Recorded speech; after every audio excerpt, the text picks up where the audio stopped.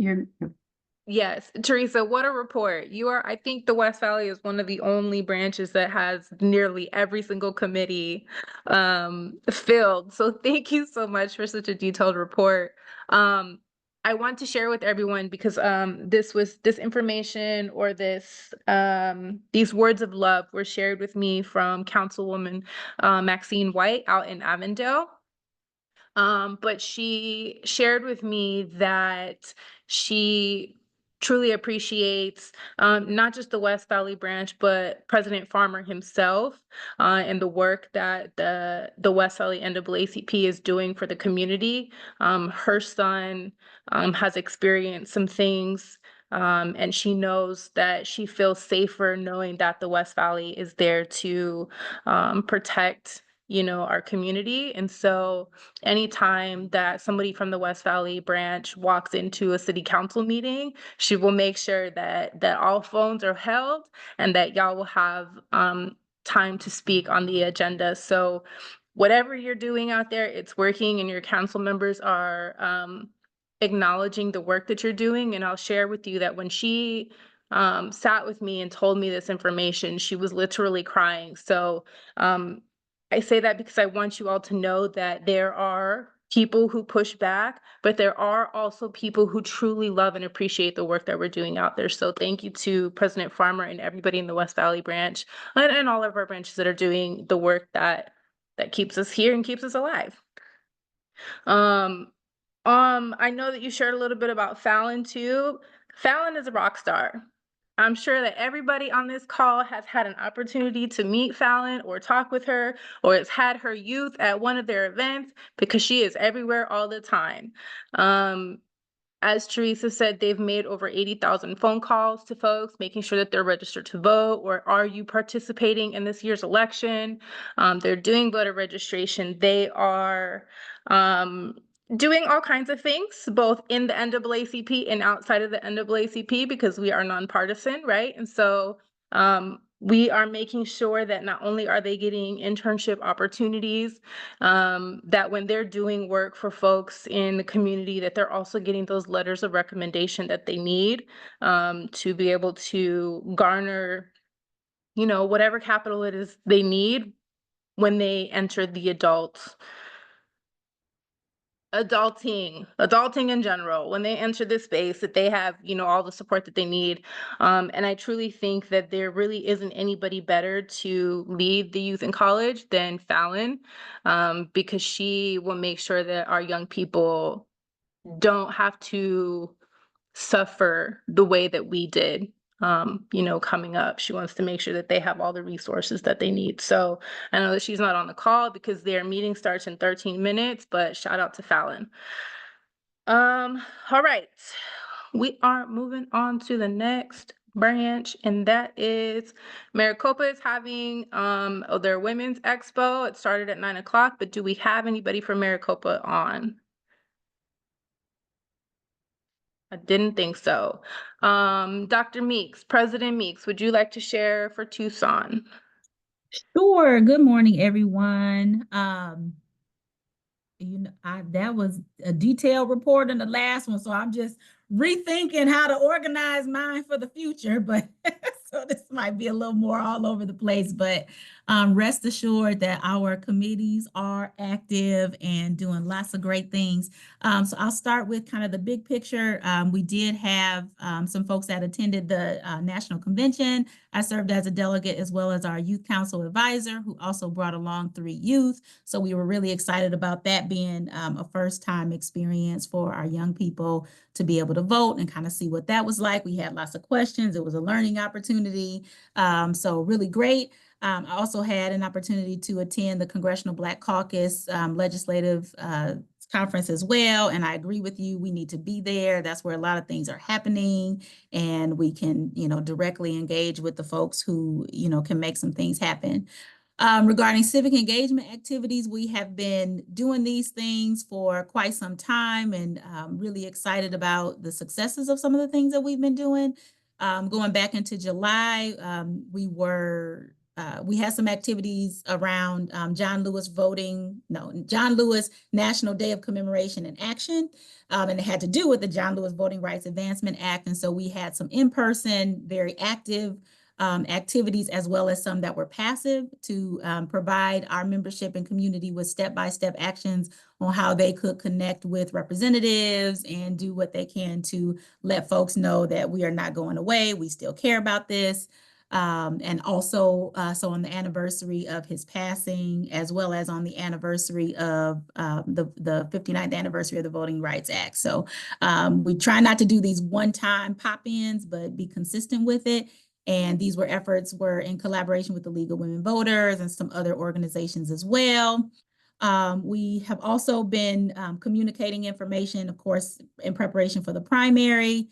Agreeing with everything you said about voter registration is one thing, but we need educated voters. So we need them to know what's on the ballot, because you don't go and vote if you don't know or care what's on the ballot. So we had some communication regarding that, and here in the next week or that next month, but we will be providing a similar kind of thing and providing information about dates and deadlines so that people get their ballots and all of that here in Pima County. And I'm pretty sure across the state, we will have 2 pages. We had an event just last Monday with our Pima County recorder and the Pima County elections director, and we got a sample of the ballot, and it is 2 pages, front, back, front, back. And so we want to make sure that people don't tire out and just say, I'm going to do these first 2 right here and then forget the rest. So we are doing some voter education around that. And some of that has been with the community, but also with our students on the campus of University of Arizona. We have tabled at our education committee tabled at the Tucson Unified Schools African American Student Services Hub. They have opened the space that really is a hub for African American students and the teachers and community as well. So we were there, and that was a great opportunity for us to really kind of make it a membership drive as well, but also share with people some of the things that we've been up to. We issued a survey out to our membership as well about the Prosperity Initiative, and that's an effort here between the city of Tucson and the Pima County and Pima County to prioritize just better living. And so it has a lot to do with housing, it has to do with healthcare, it has to do with access to childcare and all these different things. And so we just wanted to know what were top priorities for our community. As you all know, Senate Bill 1432 passed, and so we're trying to do some work to communicate with homeowners associations and others about the unlawful racial covenants and the impact and what they can do and how they can make changes. And then we're also staying consistent with our local law enforcement, because we have some things that we have put in public requests for. One in particular is the officer-involved fatal shooting of a man named Richard Lee Richards, and he was a wheelchair user who was killed. And we just especially after seeing the videos, we just had some concerns about the action that was going to be taken. And we have communicated with the county attorney, and there are just a lot of legal things, and that people keep reviewing it, and it's going back to different places. But we are staying on top of that, so they know we're not going to just disappear. We got questions. We also shared information August 28th, as you all probably know, in history is a very significant date. And so we shared an educational piece about the significance of that day in Black history. Also, at the end of August, we did celebrate the life of one of our amazing youth council members, Rex Ezra Troutman, who passed away. And we were present at his homegoing service. And thank you to President Tyree for also being present for that as well. Y'all see, I am all over the place. I was interviewed about an engagement opportunity and how we expect our candidates to talk specifically about issues impacting the Black community. So I was really excited about how that piece came about, and that was written by a University of Arizona student. We also had a data presentation from a researcher about the Tucson Police Department's deflection program, because that's something, as we've been looking into substance abuse and those who suffer from fentanyl overdose and other things like that. We want to make sure that treatment is an option rather than arrest, because here in Pima County, there have been many deaths in the jail. But I am excited to say, I wish it was a longer period of time, but we take the successes, that there has not been an in jail or in custody death since September 2023. So we have made it a year, and that is a blessing. Branch elections, we're on the move with that, and looking forward to our election in November. And we've had a lot of legal redress issues. I mean, running the gamut from just everything. And final thing is we are just preparing for our Freedom Fund luncheon that we are most excited about. It will happen on next Saturday. So we are incredibly excited to have the Congresswoman Jasmine Crockett, who will be our speaker. Y'all know how she is. She's just amazing. And we just put her face on a flyer, and that changed the game for our ticket sales. So I'm sorry to say, things closed, shut down. Security has turned into a full-time job and just trying to get these logistics right. But if you are coming, and you all will, we'll get an email about this. We are gonna send some information and requesting folks to be there a little bit earlier than we anticipated, so that we don't kind of have a bottleneck at the door. We want to get folks in the room so that when we begin, we close the door. I know last year, Benny Thompson, also amazing speaker, but we had some folks that was just kind of coming in whenever, and that also required our folks to kind of sit outside, which was no fun. But we are really excited about what we know she's gonna do and say here in Tucson. So we look forward to that. That is my report. Thank you, Madam President. What a report that was. And listen, if Congresswoman Crockett raised the ticket sales,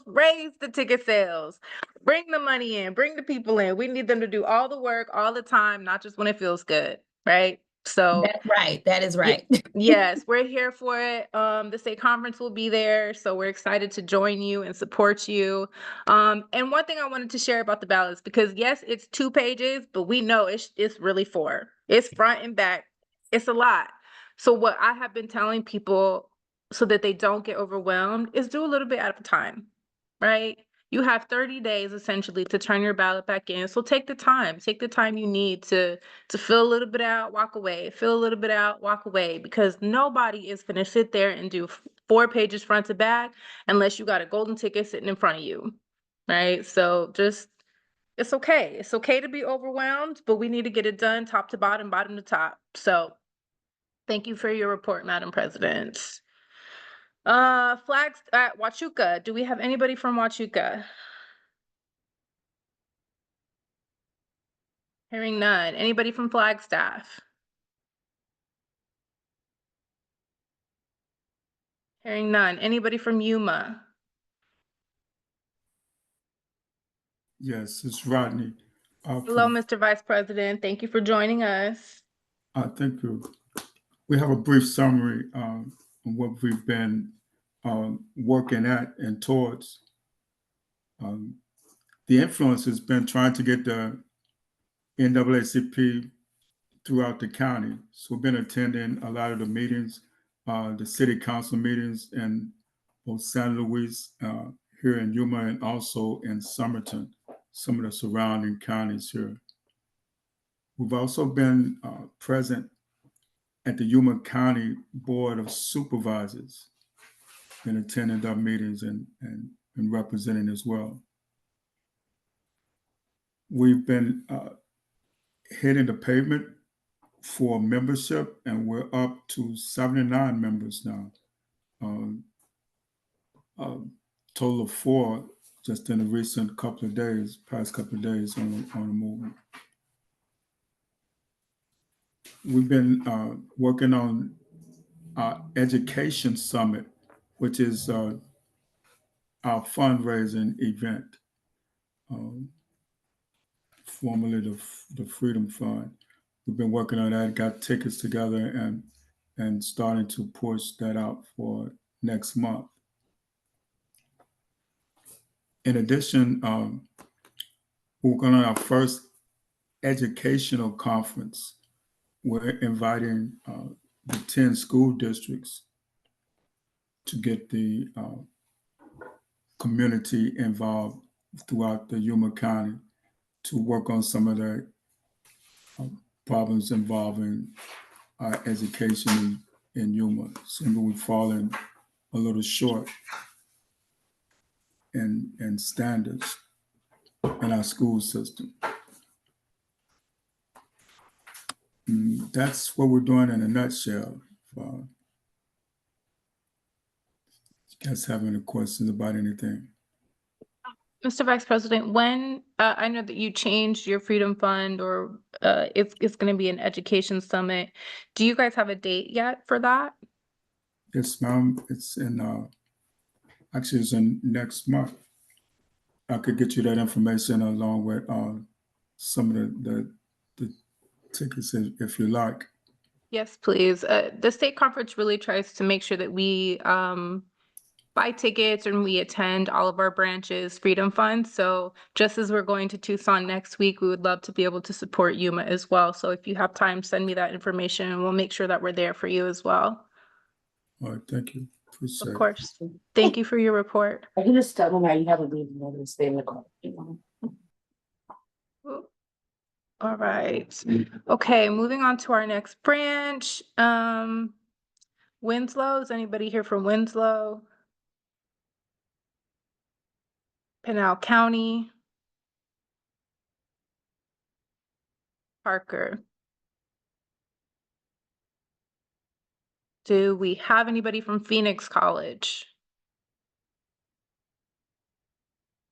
I know the West Valley Youth are in their meeting currently. Tucson Youth. Does Tucson Youth have, Miss Lorna, do you have a report? Yes, I do. And I like to say good morning, Madam President, Tyree, officers and members. And I have to apologize. I'm at a soccer meeting. So I'm going to make this very quick. I was hoping you would be ready for me during halftime, but it's not the case. So I'll just dive right into it. And our President Meeks had shared with you our trip to the convention, which I will not go over right now due to where I am. But I like to just say that we have a lot going on initially with the kids going back to school. And I'm just going to highlight some of those events, which, as Dr. Meeks had mentioned, was the John Lewis National Day of commemoration and action. And I like to point out that one of the panel members were our youth president, and also our NAACP member was on that panel. And it was very, very informative. And we love seeing our youth represent. And we also attended a luncheon for California Representative Barbara Lee. And she spoke and gave the youth an idea of what the NAACP's part was in her development as a teenager growing up, trying to become a cheerleader. So I like her recollection of that event, that the NAACP came out and supported her and got her on that cheerleading squad, and she was the first. Next, the youth also attended a meeting with Congressman Justin Jones, who spoke at the University of Arizona, and he gave us insight on his treatment in the Tennessee House of Representatives. And I love this presentation because he challenged our youth to ask why. Why are you doing what you're doing? And he was such, I just love the fact that he was young and he could represent the young people and give them inspiration. And next, I just want to go to September, where we just had a special guest speaker, Mr. Frank Boswell, who gave the history of the Buffalo Soldiers, and that they will be present at our Freedom Fund luncheon, receiving an honor. So I wanted the youth to know about them prior to this event and what the youth is doing in the community. This this November, I should say, Tucson Branch Housing Committee will host an event to educate participants on the service to access affordable housing. And the NAACP Youth Council will provide childcare. Now, I just want everyone to know that our youth is very young. How young? 10 to 17 years old, and they cannot vote. So what we're asking everyone to do is to vote for them. And as you know, we're having our big Freedom Fund luncheon, guest speaker, none other than Congresswoman Jasmine Crockett. I call her the Rocket, from Texas. And I want to thank you all in advance for attending our fundraiser. And also, I like to bring attention to, we lost a youth member, and it was sudden, and we were saddened by it. And thank you, Madam Tyree, for joining us to send him off in his homecoming and to give condolences to his family. And I like to say, we are all in. Are you all in? I want to hear from you. Are you all in? All We Yes, right, are now. ma'am. all in, Yes, Miss ma'am. Lorna. We We all are We all are, in. in. we are all in. Fired All up. right. Thank you so much. Thank you, Miss Lorna. Thank you for your reports. I love that you are so excited about supporting our young people. And more specifically, because like Fallon, you have high school youth, and that looks very different than our colleges. So thank you so much for the continued work that you're doing. I wish that we lived closer to Tucson so we could participate more in the things that y'all are doing. And one of the things that I wanted to share about Representative Jones from Tennessee, that young man has a heart of gold.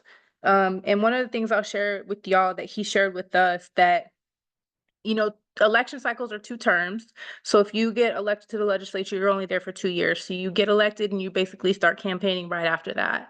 But in 2 terms, so in 4 years, he's already had to run 6 times because they keep trying to kick him out of the legislature for doing the work that he's been called to do. And not just that, but when the DNC took place earlier this year, I think it was in August actually, he was not even allowed to sit with the Tennessee delegation. A legislator from Tennessee was not allowed to sit with his own Democratic delegation. He was told to sit somewhere else, and the only time he was allowed to come to his delegation is when the press wanted to do pictures and videos. That's how they do Black people, right? That's how they do us. So we're so thankful that he came to Arizona and he felt loved, and now he calls this his second home, and we're going to continue to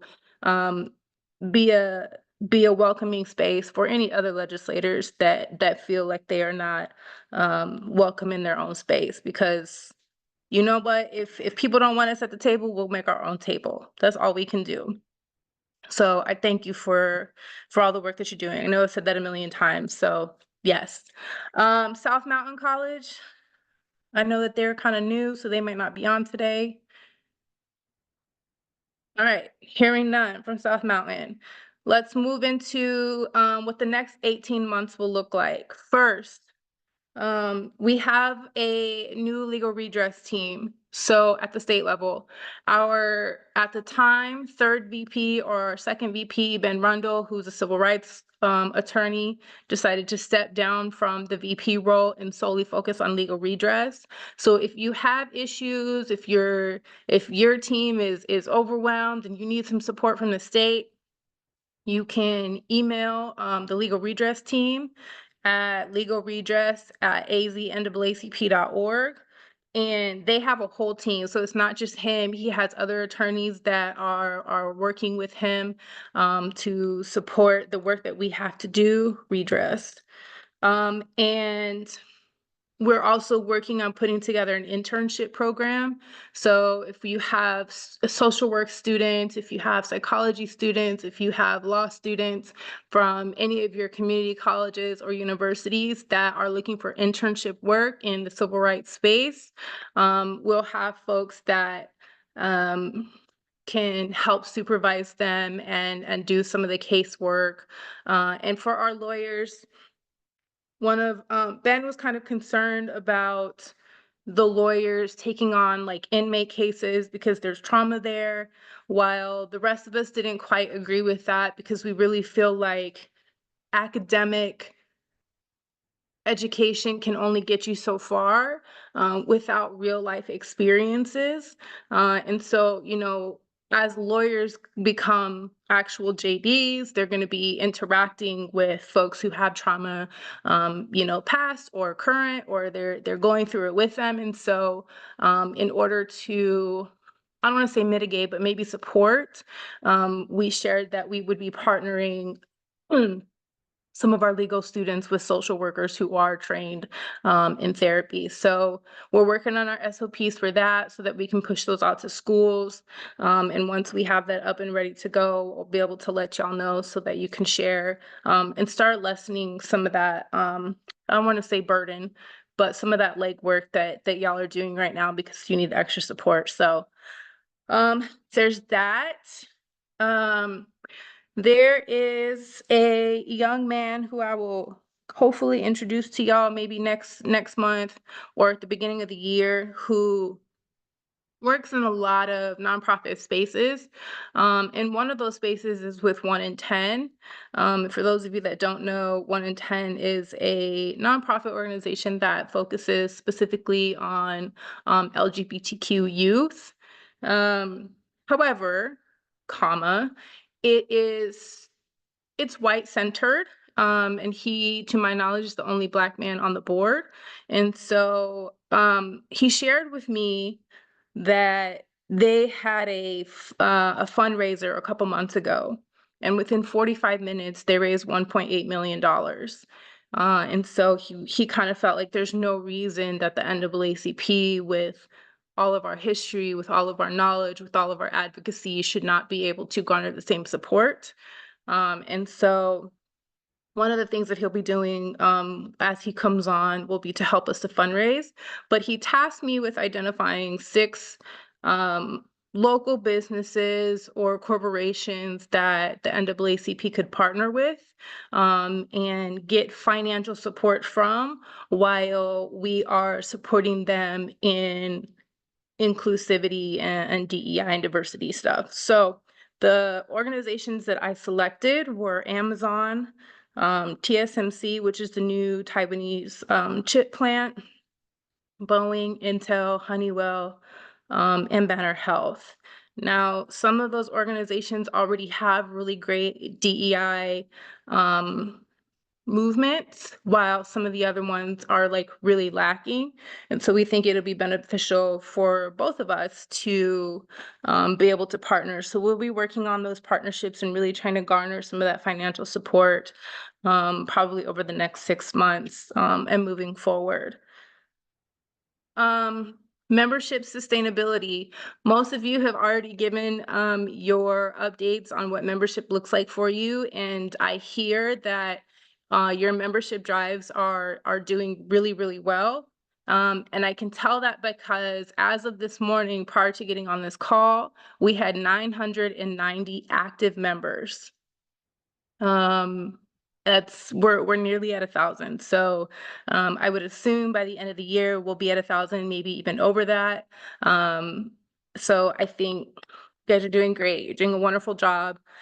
We have 81 memberships that are expiring within the next 60 days. And then we have 10,675 inactive members. And so I can just show you briefly what this looks like from my view. So here I can see all of our membership. So here's our 60 days out. We're going to be losing 81 people, 30 days, 49, 90 days, 102. And it does also include our youth and colleges as well. So if you ever need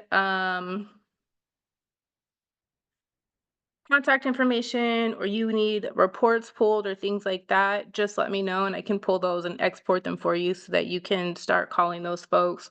I did export that inactive list, and because it is so large, it's taking us a little bit of time to go through, but the hope is that we can get through most of it and start going through the van and cross-checking people's contact information and updating any new information so that when branches reach out to them, they have the correct information, and hopefully that they'll bring those folks back in. We also did a postcarding event. We called on our allies from across the state, but also across the country, who wanted to postcard people, make sure that folks were checking their voter registration and that they were going to partake in the election as a whole. And so we were able to send out, I think, 5,000 postcards to men of color all across the state, encouraging them to check their voter registration, because if you're not a regular voter, you might be dropped off the, I think it's ABLE now. And then also with a link and a QR code to our candidate report card if people have any questions about, where the NAACP stands on folks.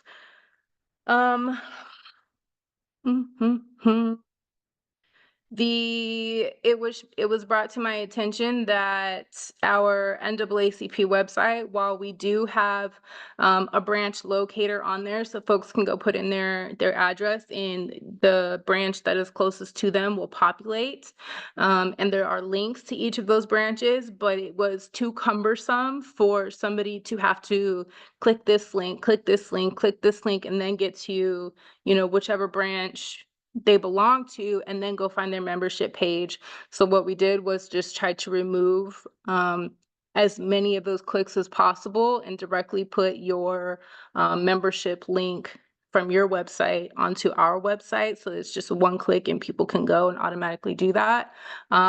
There are some branches that don't have websites, mostly our rural places like Pinal, Flagstaff, Winslow, and then our colleges, and all of those branches will just go through National. So it's just rerouted to National's website. Teamwork, collaborating with other organizations, leveraging the things that we may not specialize in.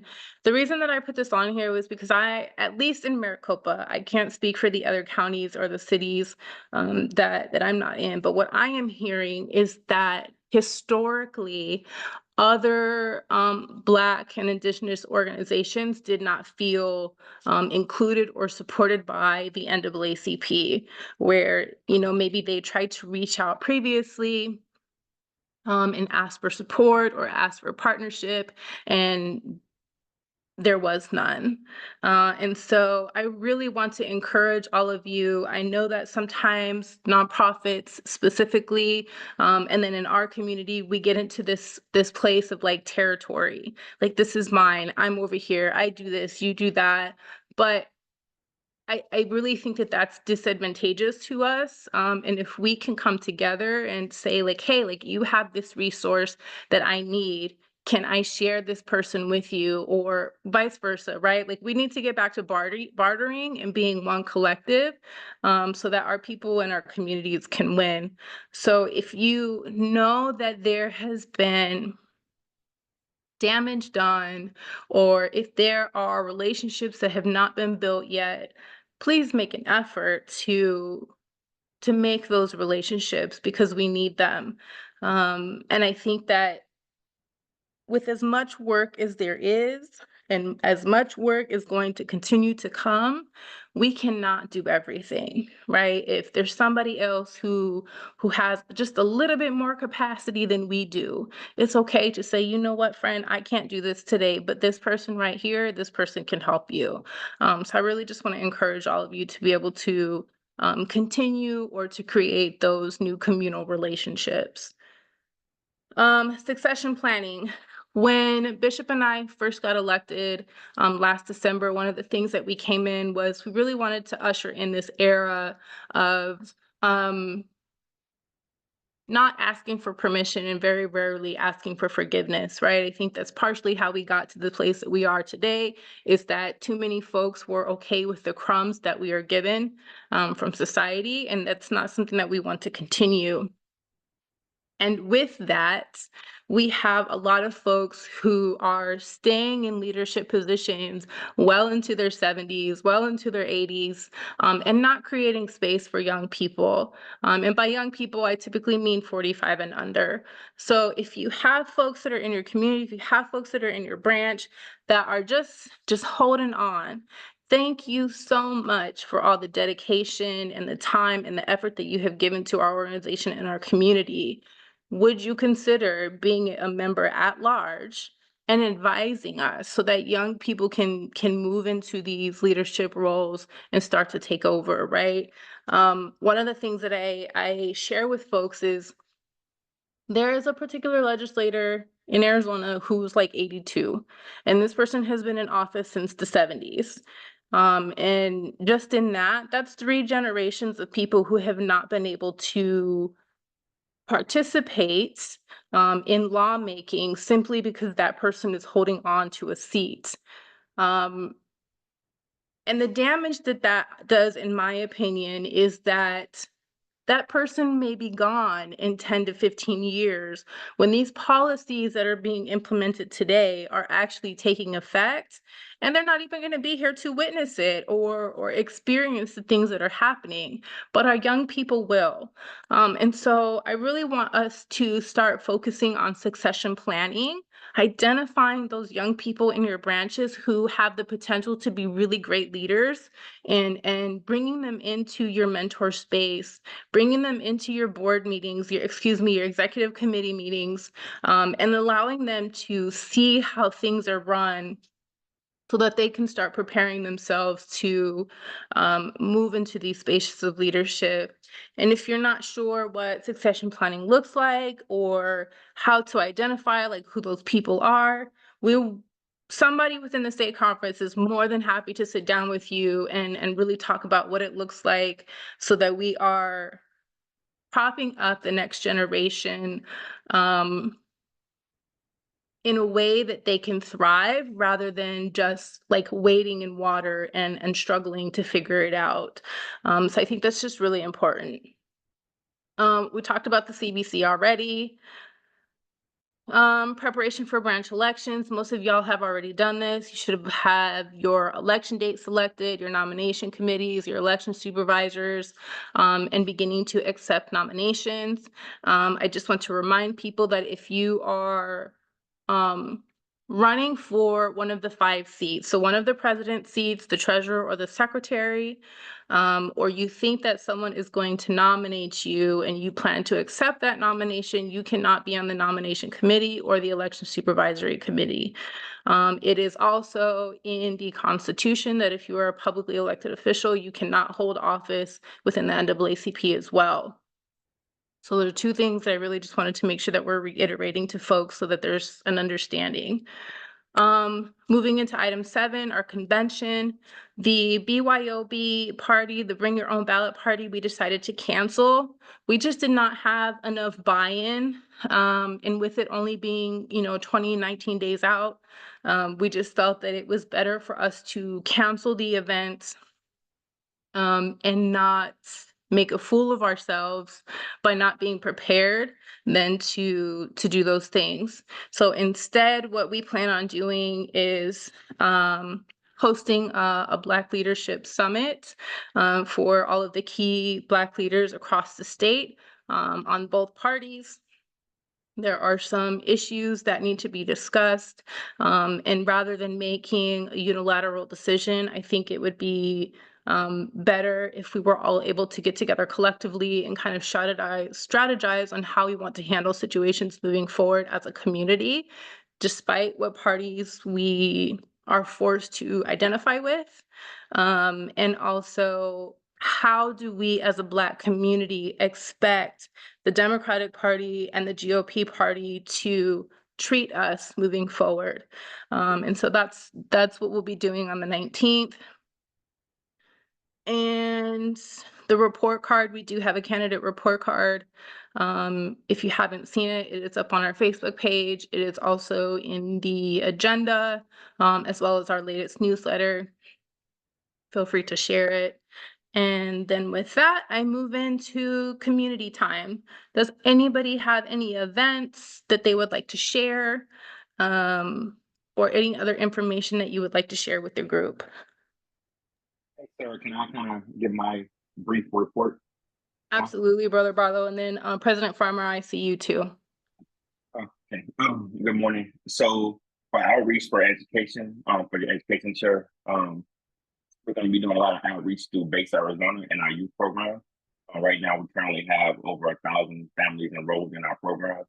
We have a curriculum, such as like a book club. We have an aviation program curriculum, things of that nature. So it's going to allow our youth to actually participate and more so for outreach. And we partner with a lot of other organizations as well. I know Sir was speaking on collaboration. So we had our back to school festival not too long ago, and we had over 600 people in attendance. But we're also able to have like a voter registration and also a blood drive as well. So that's something that we're going to be doing tomorrow. In the West, the state conferences should be there. And we're going to have a voter registration and a blood drive tomorrow as well. So those are some of the things we're working on for our education. But if you have any youth that you want to sign up for our youth program for Base Arizona, just look us up on Facebook or reach out to me. That's all I have.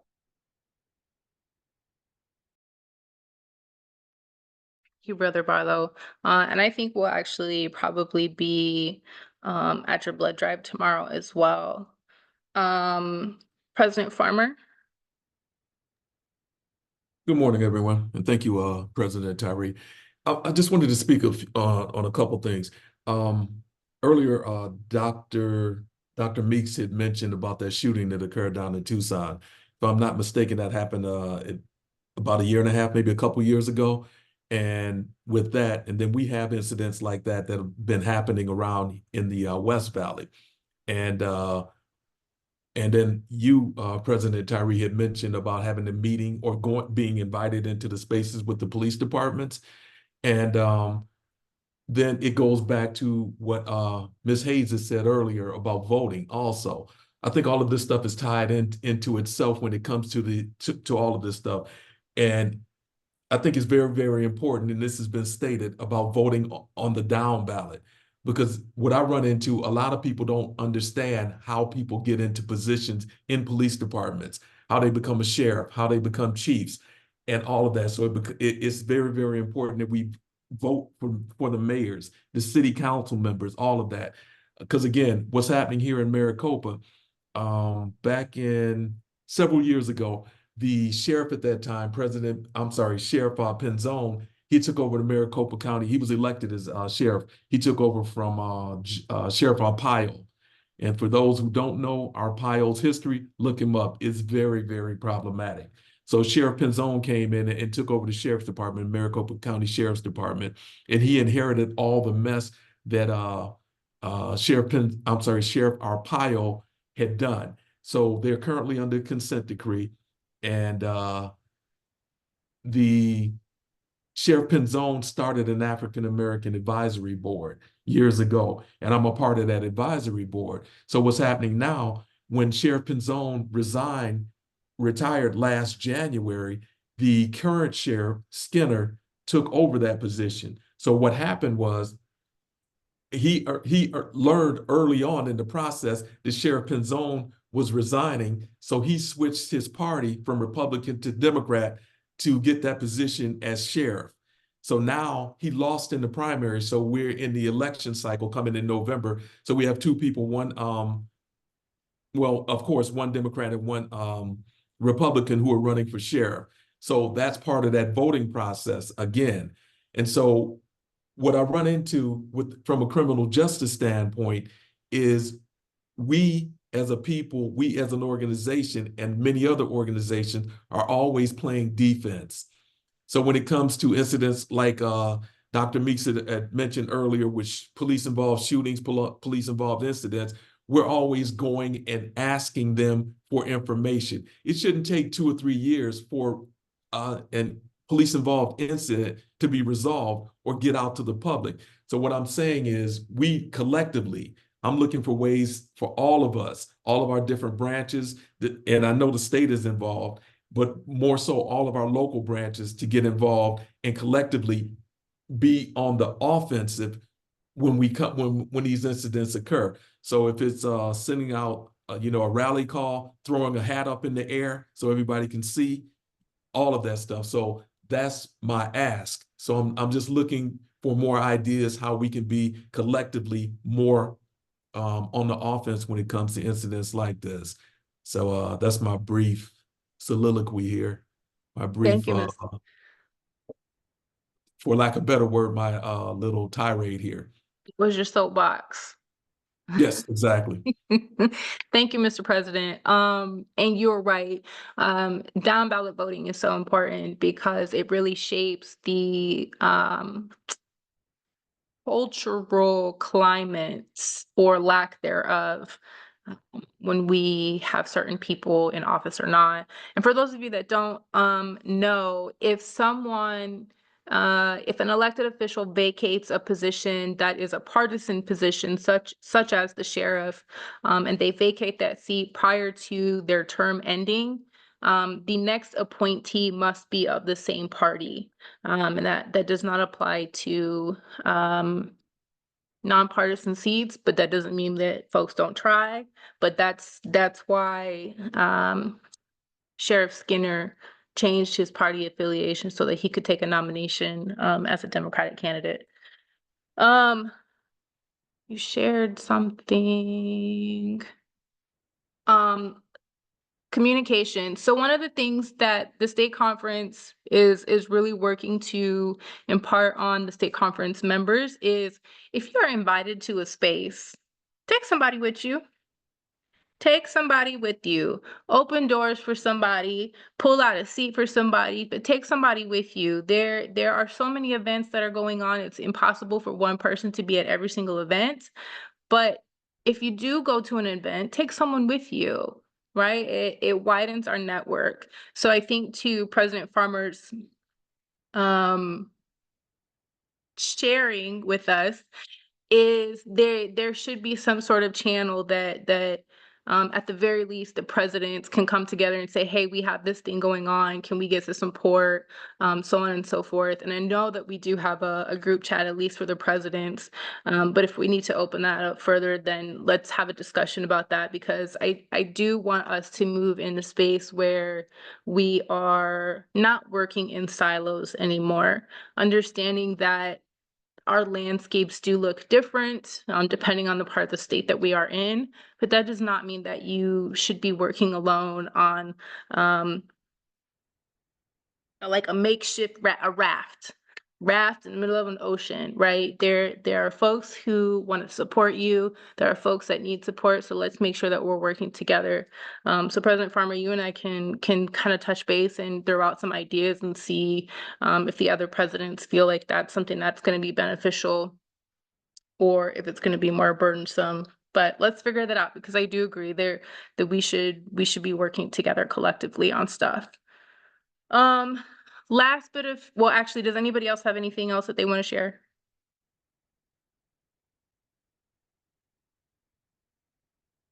Okay.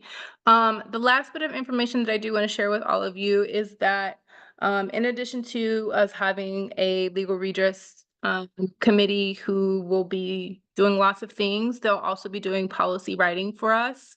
And one of the lawyers on that committee specializes in policy writing, specifically when it comes to like human rights.